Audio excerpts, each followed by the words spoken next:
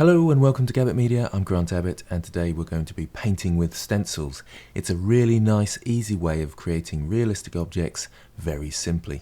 There's no real artistic skill needed and some people will be delighted to hear you can do it with a mouse. You won't see any visible seams, there's no complex unwrapping, and it's pretty easy to set up. It's not highly optimized for games, but it will work really well and it will look pretty good. So you will be able to use this in games and it will look quite effective and not influence your performance too badly. So here's the final scene that I've set up. I'm only going to go through how to paint the rocks and the posts in this case. I'll save the grass texture for another time. Let me know in the comments below whether you'd like to see that. What you will need to do before you start is go across to textures.com and grab yourself some nice textures that you can use to paint with. So under the wood section, for example, you can use some nice wooden planks, some wood ends, and there's rocks as well on there and all sorts.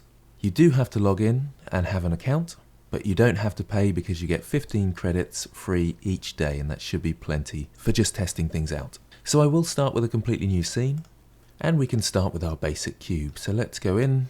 So I'll scale it down in everything but the Z axis, so S, then Shift Z to around there.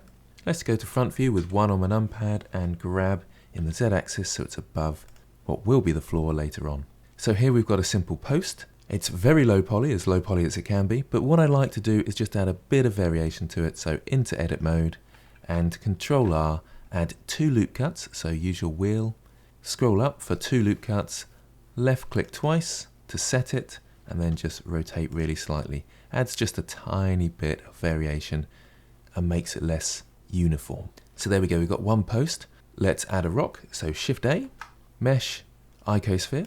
Now this is fairly low poly still, so that's fine.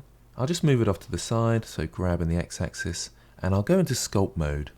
So up the top here to sculpt mode, down to the grab tool, and you can see it's got a dot on the other side of the rock, so if I move something around here, it's going to do it on the other side. That's symmetry, so I'll just turn symmetry off because rocks generally aren't symmetrical. So down to symmetry, turn that off, and let's make the brush nice and big with F. You can just use the controls over here if you're not used to the keyboard shortcuts, and just squish it around so it's a rock. So just randomly pull it about the place, don't go overboard, there's no need. If you want to learn more about sculpting, then do check out my sculpting courses on the website, which are all completely free. Okay, so that's very basic, it doesn't need to be any more complex than that. Let's go back to layout mode. I'll scale this down slightly and just move it into position. It can be sitting in the ground slightly, so that doesn't matter that it's going into the ground like that. So let's start with our rock because that's nice and simple to paint. Now what we will need to do with both these objects is unwrap them. So don't follow along just yet because I'm going to make a mistake here. Into edit mode, select all with A and U to unwrap. And I use the Smart UV Project for this. It's nice and simple and you don't really have to think much. So Smart UV Project, and I'll turn the island margin up 2.06, just so we're nice and safe and things won't overlap each other when we paint. Press OK.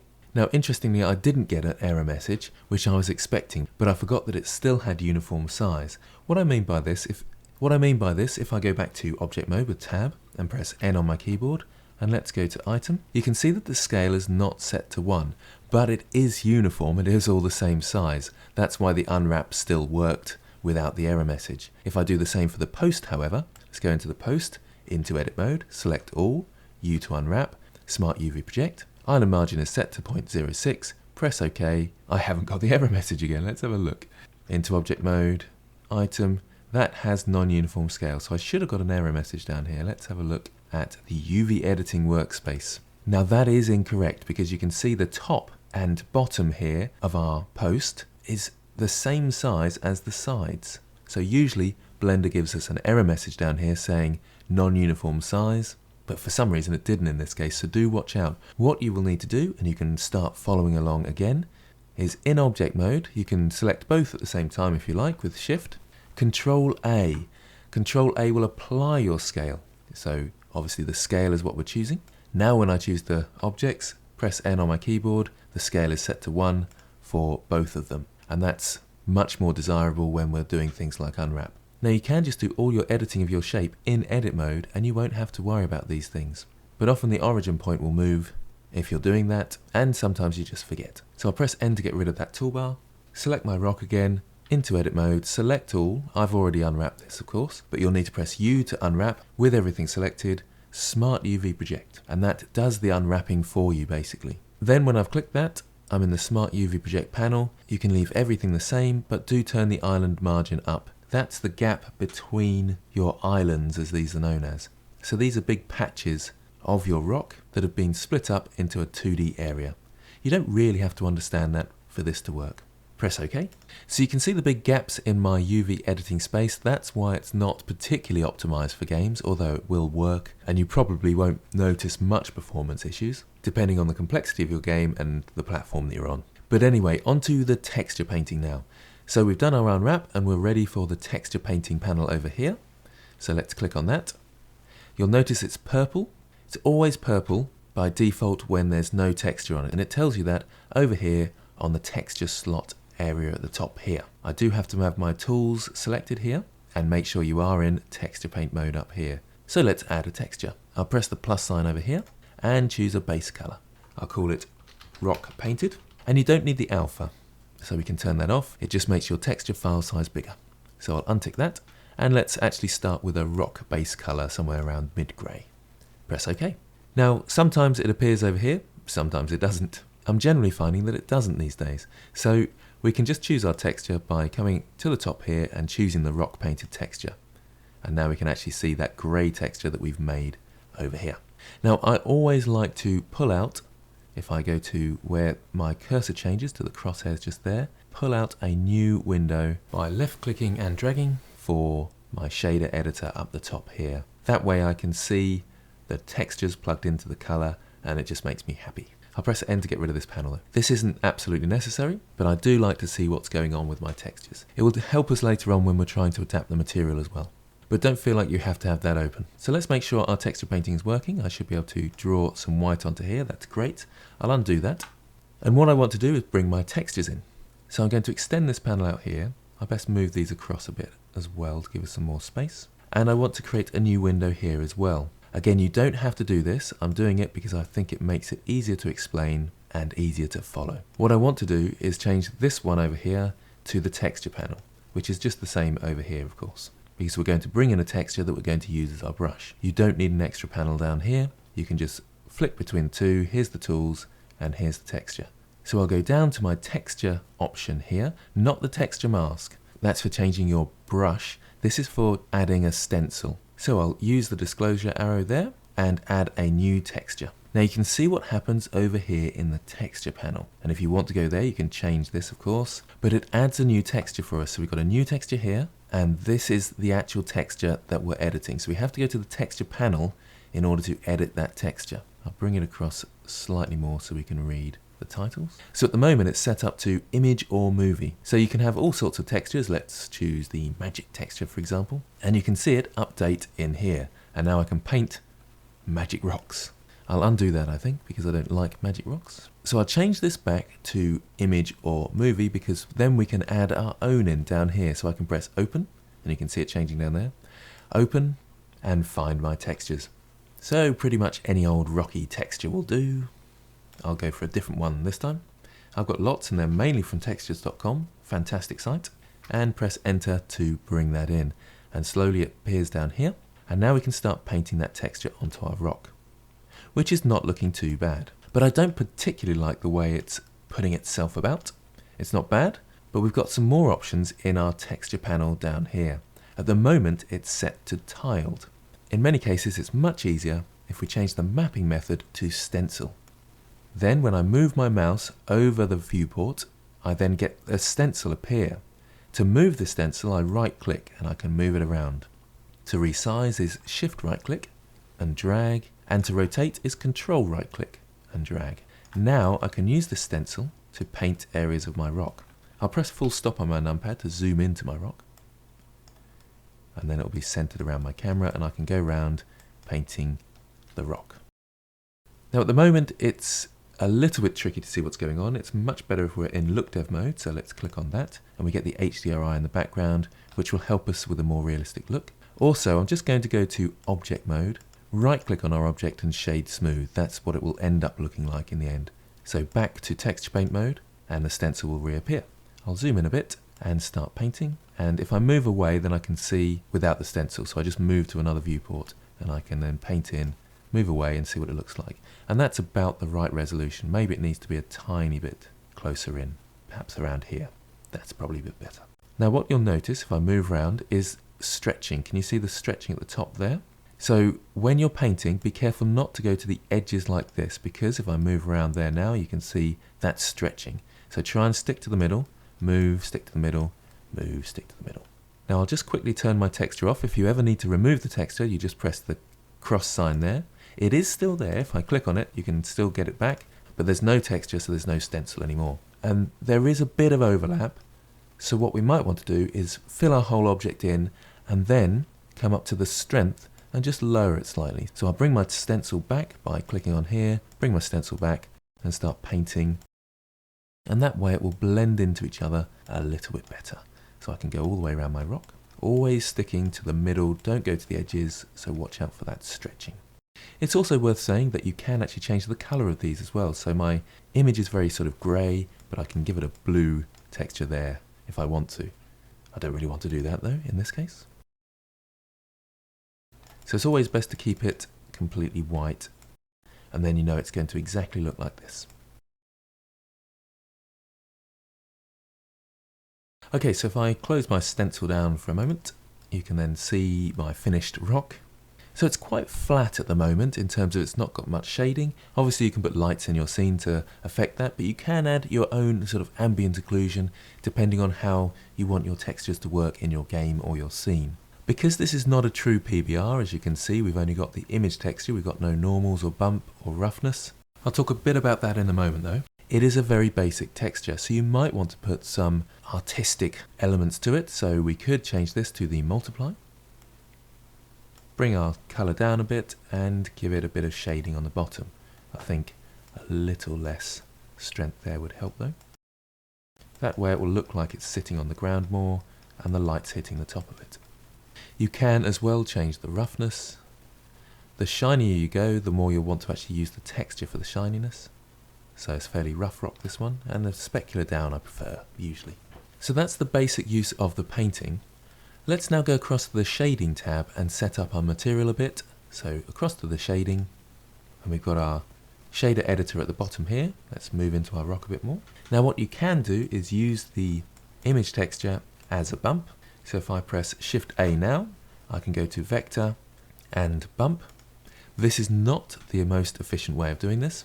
It would be better to take this into a program like Materialize, which I have a tutorial on, and I'll put a link in the description, because then you can get proper normal maps which look a lot better. And in fact, bumps don't work particularly well in Eevee, but they will work a bit. So let's plug the color into the height, not the normal, into the height, and then the normal into the normal. So it's taking the black and white information from this and turning it all bumpy, as you can see, and that looks pretty horrendous. But we can just turn the strength down to something like 0.1, just to give it a tiny bit of a bump. That way the light won't glare off it as much and it won't be so smooth. But we can still have a bit of roughness involved. So if I mute this now, you can see the effect of it. Very subtle. You may not even be able to see it on the screen that well. You can always turn this up slightly if you think that's not bumpy enough for you. But be a bit careful with this, so it can look very fake. You can also use the image for the roughness as well. So if we were to plug this straight into the roughness now, you can see it gets a lot of sort of glossiness and looks very plasticky. And we can see the bump a lot more, so I might turn it down now actually to 0.1. Still looking very smooth. So Shift A to add a converter and a color ramp. Then you can put that in the middle of the two. I'll just move these out of the way. And then move into your color ramp. And remember, anything that's white will be rough, anything that's black will be shiny. So if I bring up the black, it should make it more shiny. Which it is, it's looking a bit weird now. So let's bring down the blacks. We don't really want it shiny at all unless it was raining. So let's change the black to a grey, so less black there, and it should make it less shiny. So bringing that down towards the white, somewhere around there, still looking a bit shiny, but then we can bring that white across as well, and then it's got some shine in places if you want it. So you can mess around with the strength here and make it lumpy and bumpy, and mess around with the roughness here and make it much more rough or less shiny by adding more white into your colour ramp. Okay, so we've got a basic rock there. Now try and do the same thing for yourself with the beam before I go through things. You'll need to select the beam. If it hasn't already, then unwrap it in the UV editing workspace, then go into the texture workspace and add your textures. Okay, so you can follow along if you're struggling. Into the UV editing workspace, let's select our object. Remember, I've reset the scale, so it's all at 1. If you need to do that again, into object mode and Control A, scale. Now I can unwrap Smart UV Project with an island margin of about 0.06, so we're nice and safe, and press OK. Can you see how different the unwrap was? That's how much difference the scale can make. So now that it's nicely unwrapped, we can go across to the texture painting workspace. Now this already has a material, so it's white, but it doesn't have a texture, so there's no texture in here for us to paint on. And you can see, because I've got the shader editor open, that there's no texture attached. When I press the plus sign, add a base color, and call it Post Paint, make sure you've not got an alpha on, and change it to a color that you're likely to use or be similar to your main color, and press OK. There you can see that texture slot was made, and we've got a brown texture on our wood. So I'm still on multiply, so be aware of that. Make sure your brush is on mix, and turn it all the way to 1, and all the way to white. Then you know exactly what you have in your texture will appear when you paint. Scroll down. We've got our texture there already, which is our rock, but I'm going to add a new one, and it goes black, of course, and we've got our texture over here. So that, remember, is under the texture panel, which you can get to here if you haven't got an extra window. So I'll press open, find my wood texture. This one looks good, and press OK. Now it's still on stencil, so when I bring my mouse across, the stencil is there. Now this is slightly different. It's put it into a square, but the texture itself was a long oblong. So I need to press image aspect, and that will retain the image aspect ratio. Come back into my scene after pressing that, and you can see it's working. This time we need to rotate our texture, so I can set this to 90 degrees, the angle down here. It's a nice easy way, or you can press Control right click to rotate. I'll set it back to 90 degrees, full stop on my numpad to zoom into my object, and shift right click to resize my texture. Let's just quickly paint it on. So I like to just plonk it on to start with, and then start thinking about exactly how I want it to sit. So now I'll resize my brush, and I'll go away from the edges so there's no stretching down each side, and I can be a bit more precise now. Try not to zoom in and out too much, because the size of your texture will change on your object. And when you're doing the more detailed work, you might want to turn the strength down. So you can see it's nicely getting rid of my seams. And that's looking quite nice. Now what you might want to use is a different texture for the top. I'm just going to be lazy for time's sake, but you can just add a new texture in and find a wood end texture up the top here. But I'm going to be a bit naughty and just do a messy job. So remember, right click to move your texture, Control right click to rotate, and shift right click to scale.